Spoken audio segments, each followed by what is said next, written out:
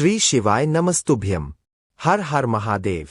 देखिए दोस्तों, आप सभी जानते हैं कि सावन का पवित्र महीना कुछ ही दिनों में समाप्त होने वाला है और सावन समाप्त होने से पहले आपको मात्र यह एक चमत्कारिक जड़ अपने घर लेकर के आनी है।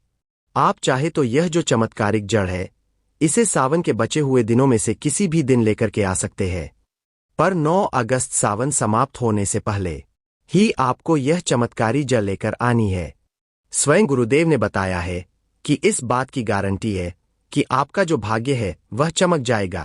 परिवार में जो भी रोग चल रहे हैं, शारीरिक पीड़ाएं है, आपकी जो मनोकामना है जो लंबे समय से परिपूर्ण नहीं हो पा रही है, आपके जीवन में दुख और परेशानियां बहुत ही अधिक बनी हुई है, तो यह वीडियो आपके लिए बहुत ही चमत्कारिक होने वाला है और आपके भाग्य की रेखाएं इसके माध्यम से चमक जाएंगी।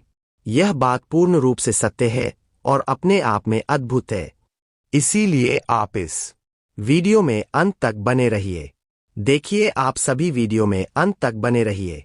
देखिए, आप सभी जानते हैं कि इस बार सावन का जो महीना है वह 11 जुलाई से प्रारंभ हो चुका है और 9 अगस्त 2025 को यह समाप्त होने वाला है और इस सावन के पूरे ही महीने में 4 सोमवार और 4 अगस्त को सावन का अंतिम सोमवार भी आने वाला है, जो कि हमारे लिए बहुत ही अद्भुत संयोग लेकर के आ रहा है। और इस बार का सावन का महीना हम सभी के लिए अत्यधिक दुर्लभ और चमत्कारिक है। देखिए दोस्तों, सावन के महीने में महादेव धरती का भ्रमण करते हैं भक्तों के दुख कष्ट काटने के लिए, क्योंकि भगवान श्री विष्णु हरि जो है वह इस समय योग निद्रा अवस्था में होते हैं और संसार का जो कारोबार है, कार्यभार है, वह हमारे महादेव के हाथ में होता है और महादेव जो है वह प्रत्येक भक्तों के दुख को दूर करते हैं, प्रत्येक घर में विराजमान होते हैं और भक्त के साथ रहते हैं। ब्रह्मांड में उनकी जो शक्तियां हैं वह एक दिव्य स्वरूप में प्रवाहित होती है। देखिए दोस्तों, यदि आपने पशुपति व्रत कर लिए है, आपने सभी प्रकार के उपाय कर लिए हैं, लेकिन आपको मनचाहा विवाह नहीं हो पा रहा है, पुत्र प्राप्ति नहीं हो पा रही है, साथ ही साथ आपके ऐसे कई प्रकार के कार्य जो अभी तक परिपूर्ण नहीं हो पाए हैं, तो यह सभी कार्य इस एक कार्य से परिपूर्ण होने वाले हैं। तो दोस्तों, वीडियो को प्रारंभ करने से पहले सबसे पहले तो सभी शिव भक्त कमेंट में श्री शिवाय नमस्तुभ्यम या फिर हर हर महादेव अवश्य लिखिए। आपकी जो समस्त इच्छा है, समस्त मनोकामना है, उसे हमारे महादेव साक्षात परिपूर्ण करने वाले हैं। और साथ ही चैनल पर नए हैं तो चैनल को सब्सक्राइब भी जरूर करें। देखिए दोस्तों, आप इस सावन के महीने में कोई सा भी व्रत करें, चाहे आप पशुपति व्रत प्रारंभ करें, शिवरात्रि का व्रत करें, चाहे आप सावन की सोमवार करें या फिर 16 सोमवार करें, किसी भी प्रकार के व्रत आपको इस पवित्र महीने में अवश्य ही करना चाहिए, क्योंकि ऐसा माना जाता है कि यह प्रकृति के दिन होते हैं, यानी कि हमें महादेव से जोड़ने वाले दिन होते हैं। तो देर ना करते हुए हम उस जड़ की बात कर लेते हैं, जैसे कि इस जड़ की सबसे अधिक महत्वता बताई गई है। देखिए, यदि इस जड़ को आप इस सावन के समाप्त होने से पहले अपने घर लाकर अच्छी तरह से धोकर स्थापित करके महादेव की पूजा के लिए काम में लेते हैं, तो आपके जो भाग्य है वह चमक जाते हैं। इस पेड़ की जो जड़ है वह अमृत है, इस पेड़ की मिट्टी जो है वह अमृत है, इस पेड़ की जो छाया है, जो भी व्यक्ति इसमें बैठ लेता है वह भगवान शिव और माता पार्वती की विशेष कृपा का अधिकारी माना जाता है, जिसे व्यक्ति के जीवन के सभी कष्ट समाप्त हो जाते हैं। यदि आपके व्यापार में कोई दिक्कत परेशानी आ रही है या धन से जुड़ी कोई समस्या आ रही है, तो वो तुरंत दूर हो जाएंगी, क्योंकि ऐसे स्त्री और पुरुष के घर माता लक्ष्मी का भी वास होता है, जिसे व्यक्ति के जीवन में अपार धन और समृद्धि का आगमन होता है, जिसे उसकी 7 पीढ़ियों को भी कभी धन से जुड़ी समस्या उत्पन्न नहीं होती। कहा जाता है कि यदि कोई व्यक्ति भगवान शिव जी की विधि के अनुसार पूजा अर्चना करता है तो उसके घर से पितृदोष, कालसर्प दोष या कोई और दोष भी कुंडली में हो तो वो भी समाप्त हो जाएगा। व्यक्ति का बैंक बैलेंस बढ़ता जाएगा और बढ़ता ही चला जाएगा। देखिए दोस्तों, हमारा काम है आपको सही सलाह देना, बाकी इसको मानना या ना मानना आपकी मर्जी। बाकी हम तो यही कहेंगे कि यदि आप इसको मानोगे तो आपका भी बेड़ा पार हो जाएगा। चलिए दोस्तों, अब हम ज्यादा बात ना करते हुए बात करते हैं उस चमत्कारी उपाय की जो आपको सावन का पवित्र महीना समाप्त होने से पहले करना है।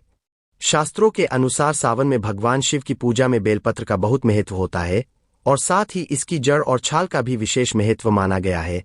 लेकिन इसे तोड़ने के कुछ खास नियम हैं जिनका पालन करना बहुत ही जरूरी माना जाता है। अगर आप इन नियमों का ध्यान नहीं रखते हैं तो कोई भी उपाय या पूजा का फल नहीं मिलता और अनजाने में ही व्यक्ति पाप और दंड भोगने का अधिकारी बन जाता है।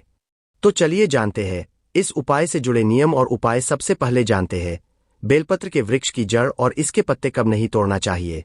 धार्मिक मान्यताओं के अनुसार कुछ विशेष दिन और तिथियां ऐसी होती है जब बेलपत्र के वृक्ष की जड़ को तोड़ना वर्जित होता है। इन दिनों में बेलपत्र तोड़ने से बचना चाहिए। सोमवार, सावन का सोमवार भगवान शिव की पूजा के लिए सबसे खास माना जाता है, लेकिन इसी दिन बेलपत्र के वृक्ष की जड़ या पत्ते नहीं तोड़ना चाहिए। ऐसा कहा जाता है कि सोमवार के दिन बेलपत्र के वृक्ष में मां पार्वती का वास होता है, इसलिए इसे तोड़ने से भगवान शिव नाराज हो सकते हैं।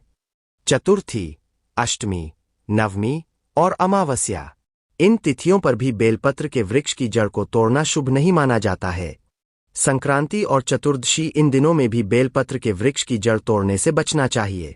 जिस दिन पूजा करनी हो, पूजा के दिन बेलपत्र तोड़ने की बजाय एक दिन पहले ही बेलपत्र के वृक्ष की जड़ या पत्ते तोड़कर रख लेना चाहिए।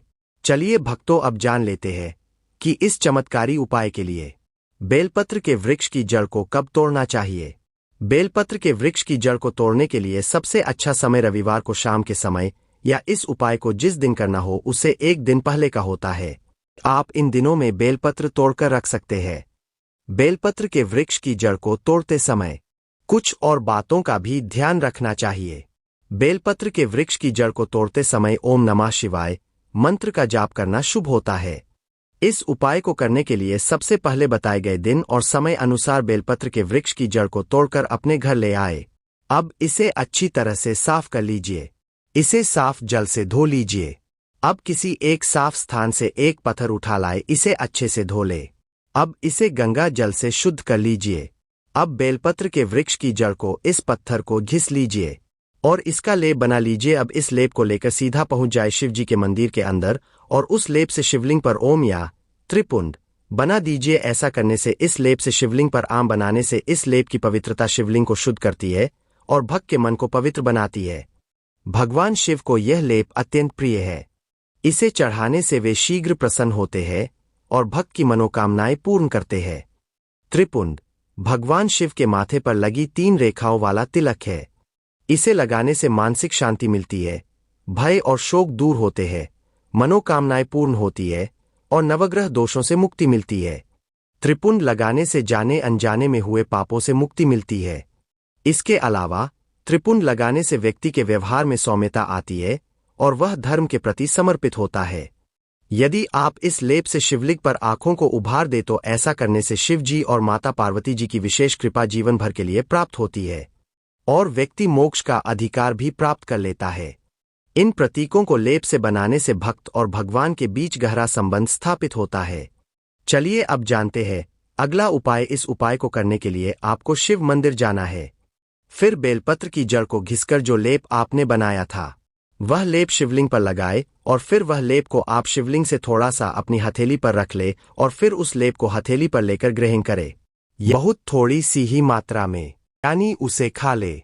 जब इस लेप को शिवलिंग पर लगाया जाता है तो यह माना जाता है कि शिवलिंग से निकलने वाली सकारात्मक ऊर्जा लेप में समाहित हो जाती है। बेलपत्र के वृक्ष की जड़ से लेकर पत्तों तक हर एक हिस्सा पूजनीय है। सावन का महीना, जिसे भगवान शिव का प्रिय मास माना जाता है, इस दौरान बेलपत्र से की गई पूजा का फल कई गुना बढ़ जाता है।